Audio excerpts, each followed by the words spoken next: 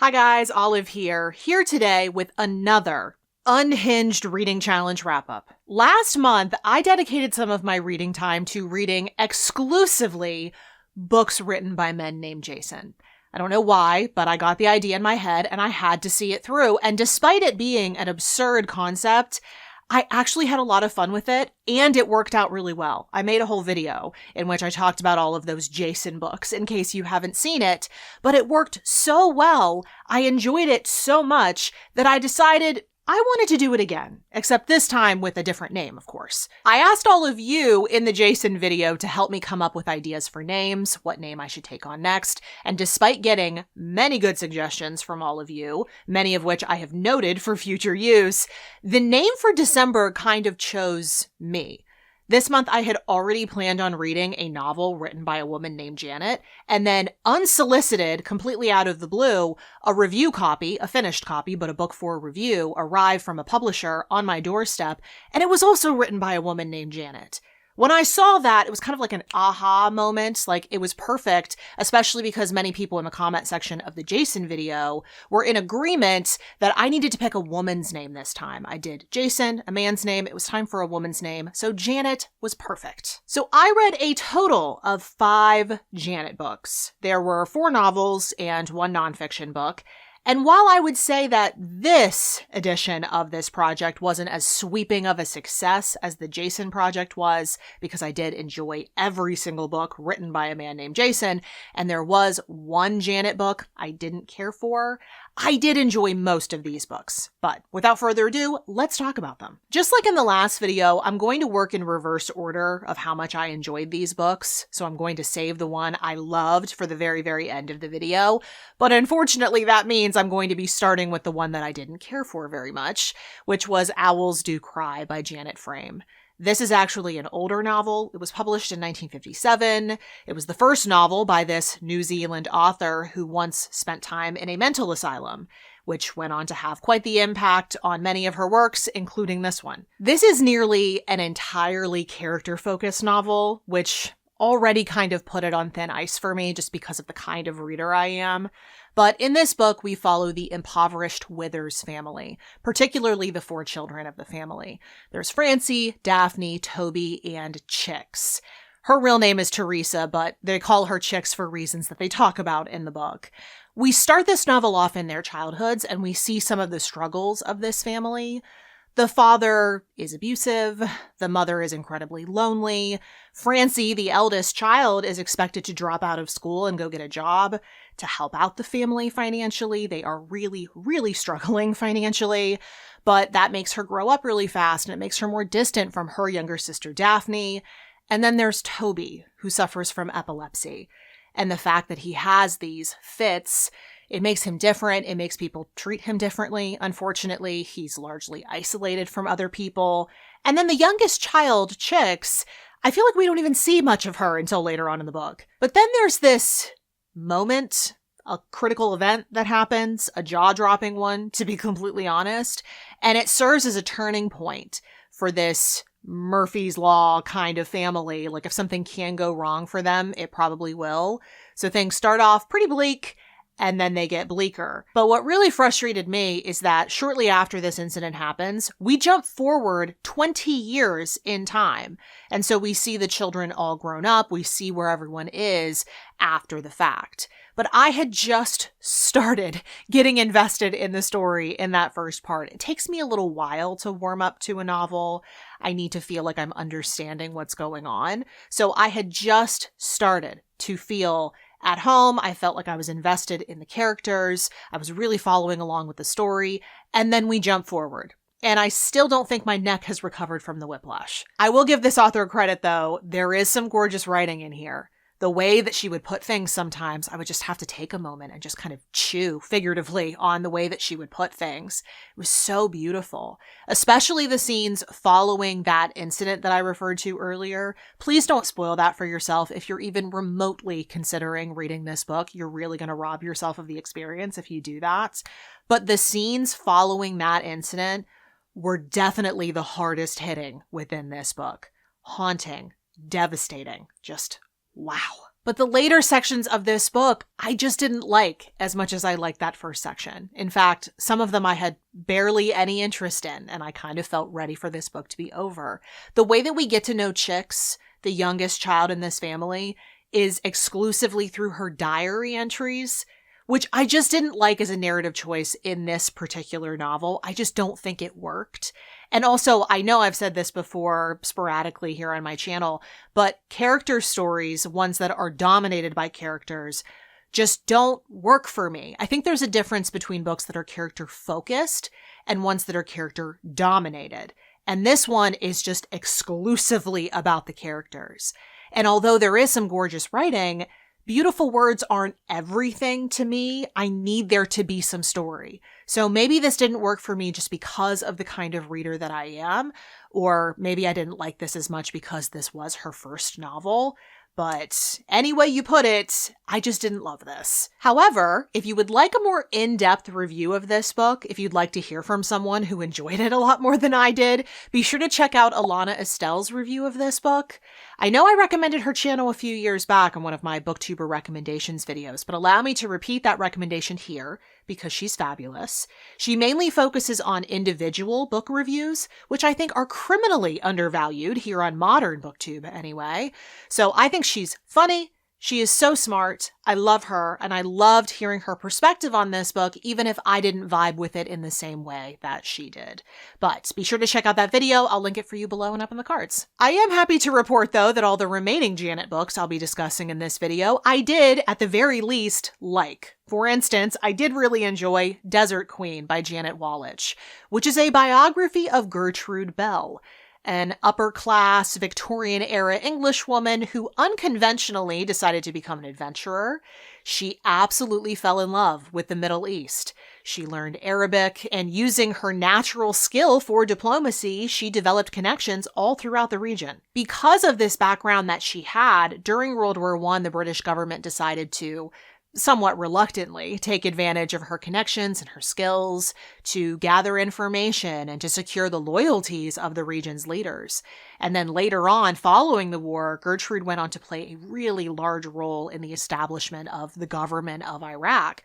But every step of the way and every point in her long career, she had to fight to be taken seriously, largely by her own countrymen. She had to butt heads with so many men along the way, even though the people who would go on to become the Iraqis loved her. Gertrude Bell was a very interesting figure. I think, like many people can be about certain things, she was often a walking contradiction. Like, for instance, she wanted to live outside of the constraints of being a woman in Victorian-era society. In fact, she lived largely like a man of this era would have. But then, on the other hand, she opposed women's suffrage. And then there's the fact that she truly believed that the Iraqis should be able to govern themselves. And that's an opinion she had to fight for. She was kind of alone in that opinion sometimes.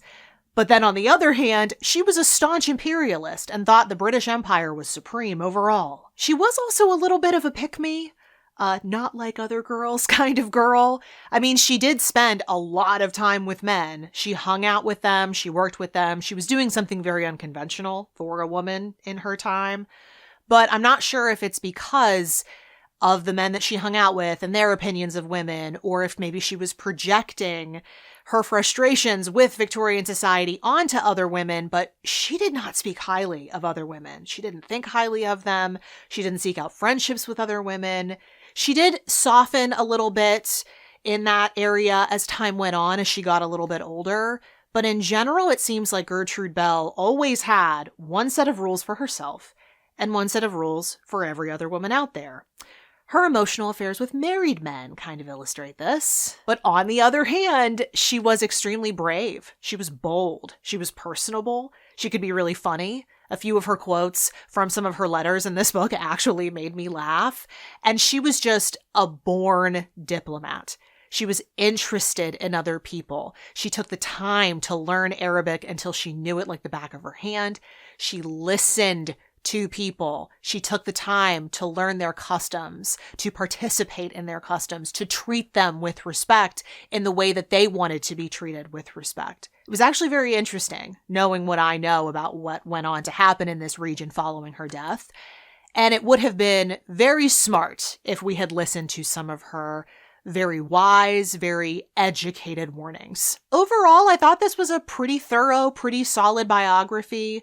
I thought the writing was nice. In the early sections, though, the ones talking about her childhood, the author was laying it on pretty thick. It was getting downright mawkish at times, to the point where I thought if that continued, I may have to DNF it. But eventually it settled down. It moved into a much more matter-of-fact style, and I was able to just settle in. I probably would have rated this a little bit higher had I not felt like this author was willing to excuse away some of Gertrude's bad actions. She's overly complimentary of her at times, and I understand she's your research subject, but I felt like Gertrude deserved a little bit more side-eye. I will give Janet credit. She does hop in there sometimes and give her a little bit of the side-eye that I so craved, because I think Gertrude Bell deserves equal amounts of praise and side-eye. Don't we all? But the Janet I had already planned to read in December, the Janet that I can give credit for launching this second episode of the Author Name Project, whatever you want to call it, is Janet Fitch. I loved White Oleander. It was one of my favorite novels of 2023.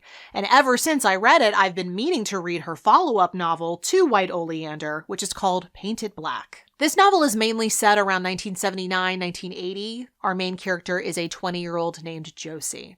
And very early on in this book, she gets a call that her boyfriend, Michael, very unexpectedly took his own life. And this sends her reeling. And as she begins to navigate life without Michael, tumbling into this toxic, frenemy-style relationship with his mother, we start to get hints of the past that Josie and Michael shared. And we start to put the puzzle pieces together of who Michael was and why he did what he did. I cannot possibly start a conversation about this book without first taking a moment to appreciate the writing in this book. Wow. It is just absolutely masterful. The way that she writes takes my breath away. I dream of someday having these types of writing skills. I don't know how she manages to make her writing layered and complex, but then sparse and raw at the exact same time. I just bow before the master here. And really, the writing is the best part of this book. It's what kept me going, because the story in this book, although present, is not great. I liked Josie a great deal. I really liked that she only gave us little glimpses into her past, like who she was before the events of this novel. She would only give us little nuggets of information about her upbringing and who she was before all of this happened to her. And it reminded me a lot of what Katie Content does in Rules of Civility. That's exactly what Katie does in my favorite novel. And I really felt for Josie, especially in the earliest sections of this book, because when she finds out that Michael is dead, her grief is so intense, so all-consuming. You can't help but feel her grief along with her. But the more the book went along, and the more we learned about her late boyfriend, Michael, the less I liked him. He was pretentious, lazy, completely self-involved. You could say that he's smart, but what use is having smarts if you do precisely nothing with it? I mean, he starts to make a lot more sense when you start to get to know his mother, who is a character in this book, apples and trees and all of that.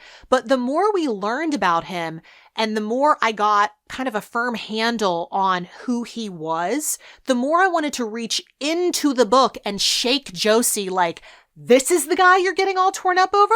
I think I've said this once before here on my channel, but it bears repeating because it's still true. I cannot abide stories about toxic relationships unless they are cautionary tales. Please do not show me a destructive dynamic between two people who have no business being in a relationship with each other and try to pitch it to me as some sort of love story for the ages, like they're just so passionate about each other. I do not believe, will never believe, that love, being in love with someone, excuses away all of the evils within a relationship. I think that line, that piece of advice, as long as you love each other, everything will work out fine, that's often given to married couples, I think that's a load of crap. If you replace the word love in that sentence with respect, I think you get closer to the truth. So as much as I loved the way that Janet Fitch wrote this story, I started to just get more and more annoyed about all of the melodramatics surrounding this very unlikable young man's life. I think at the core of this novel, there is a really interesting question about how well we can ever really know another person. But it really was the writing within this book that kept me going. I think if anybody else besides Janet Fitch had written this novel, I probably would have DNF'd it. But I'm going to keep my copy of this book because I want to study this writing and learn from it. I've never given up my dream of someday writing my own book, and Janet Fitch is definitely going to be one of my inspirations because I love the way that she tells a story, even if I don't love the story itself, and I think that's a really big compliment. So I'm going to learn from this book, and also I know Janet Fitch makes YouTube videos about writing, so I'm going to be consulting those as well. But overall, I'm just so surprised I didn't like this more. But speaking of surprises and speaking of the 1980s, one that I went on to enjoy way more than I expected to is Hellspark by Janet Kagan, a standalone space opera published originally in 1988 that has aged remarkably well. In this universe that this book is set, humanity has expanded to other planets long enough before the events of this novel where each of the populations on those different planets have developed their own distinct, disparate languages and cultures. Our female main character's race is Hellspark, and they're kind of the diplomats of this universe. They don't have a lot of their own native culture, but they do speak pretty much every other language. They kind of act as go-betweens between other cultures. So they act as traders or as judges. And our female main character is more or less summoned to a relatively newly discovered planet called Lasti. It's a very stormy place. And she's called there because of her abilities, mainly with language, but also because a couple of strange occurrences have taken place. First of all, this new planet is populated by these very odd, bird-like humanoids who can mimic human speech, but who don't seem to possess a language all their own, at least not enough to communicate with the survey team who has been on this planet for quite some time. And because they can't say that this humanoid race has a language, they're at risk of being declared non-sentient, which matters in this world because it essentially means that this planet and probably this race of humanoids would essentially go up for sale. But stemming from this, there was one crew member who really believed there was a case to be made for declaring this race of humanoids sentient, but he turns up dead under suspicious circumstances. Our main character, in addition to possessing many lingual and cultural skills that we see her using to soothe a lot of ruffled feathers in this very cross-cultural survey team that she goes and meets up with, she's also accompanied to this planet by a hyper-intelligent computer. It is a very competent, yet still kind of childlike piece of AI that she calls Maggie. And throughout the book, we see her give Maggie instructions, teach her different things about the different races and their languages. And that serves to make Maggie more effective, but it also serves to teach us as the audience about this world. And let me tell you, there was a whole lot to learn. It was kind of challenging getting started with this book, actually, because of how dense it was. It was a little rocky at first. I was really struggling to kind of figure out what was going on. But once I started to catch on to just how deep the lore is in this book, how much thought the author put into these languages and these cultures, who they are, what they believe, and how all of those things could potentially chafe against the other cultures in the book, the other languages, the misunderstandings that could happen, the rocky interpersonal relationships that could develop because of the chafing between these two cultures, I was absolutely hooked. I did not crack open a space opera thinking that I was going to get a deep dive into some fictional anthropology, but that's where I found myself. And I wasn't mad about it at all. That all being said, though, I feel like this author invested so much in that aspect of the story that the other parts of the book just got completely neglected. Like, there is a love story in this book, but I feel like we barely get to see it play out. And then the mystery of the death of this one team member is barely that, and we take forever to get around to it. I feel like because this universe that the author created is so big and so rich, she just wanted to play around in it And I understand that, but I feel like most of the book was spent putzing around before actually getting to the meat of the story, and not a lot of what we spent our time doing in the earlier parts of this book ended up contributing materially to the actual story itself. I did really enjoy this book, though. I am not at all a sci-fi reader. I think I read one maybe every 5 to 7 years. So I realized that picking this one up was taking on a little bit of a risk, that I might not like it. I'm so glad I took on that risk, because this lit up parts of my brain that make me so happy. I love language and culture, so doing that deep dive was so fun. This book is so intelligent, it's sophisticated. Some of these characters were just the best, and not even the main character. I'm talking more the side characters. I was so invested in some of the side characters. So this was really, really good. It could have been better. It does make me want to pick up some more older books, though. But my favorite Janet book of the month is actually a brand new release. It's the one that just showed up on my doorstep. Spiegel and Growl sent me a copy of Canticle by Janet Rich Edwards, and I'm so happy they did.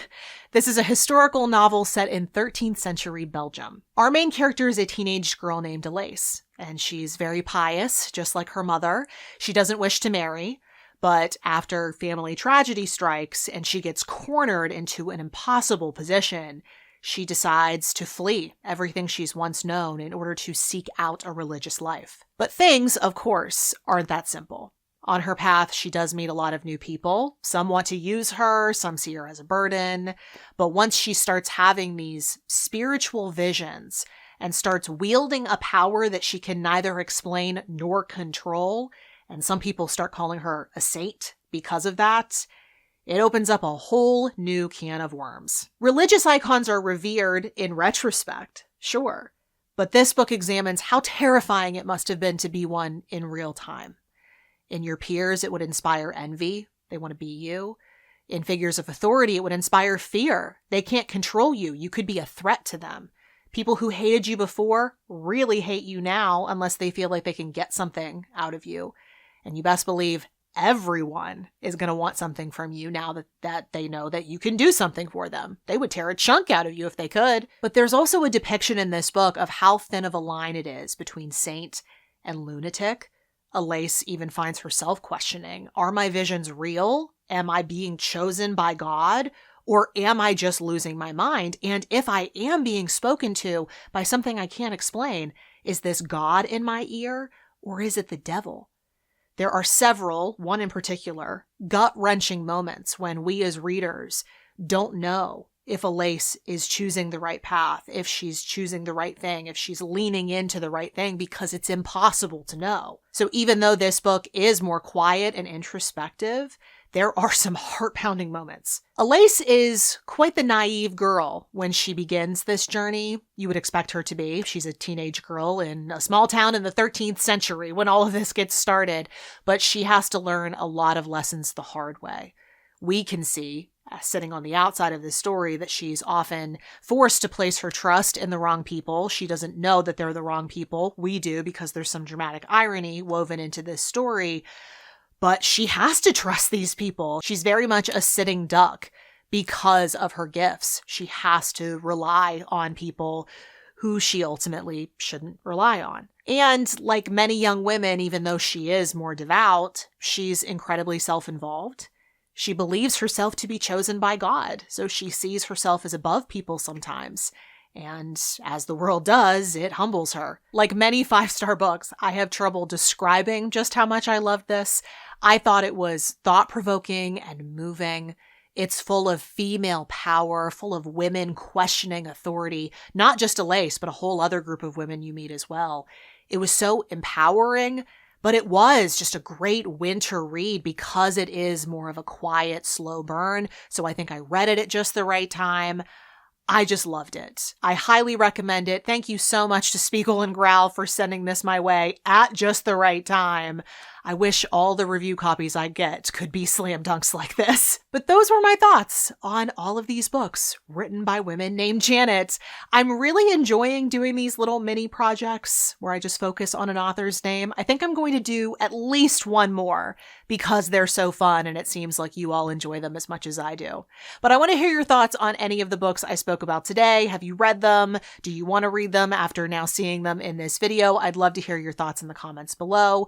All the books that I did discuss today, as well as any other videos or channels I may have mentioned throughout the video, will be listed and linked for you in the description box below. And at the very bottom of the exact same description box, you'll also see links to everywhere you can find me around the internet, like Goodreads, Instagram, the Story Graph, all the places I'm the most active, in case you want to keep up with what I am reading and doing right now. Thank you so much for watching. I hope you're having a wonderful day. I'll see you in the next video. Bye.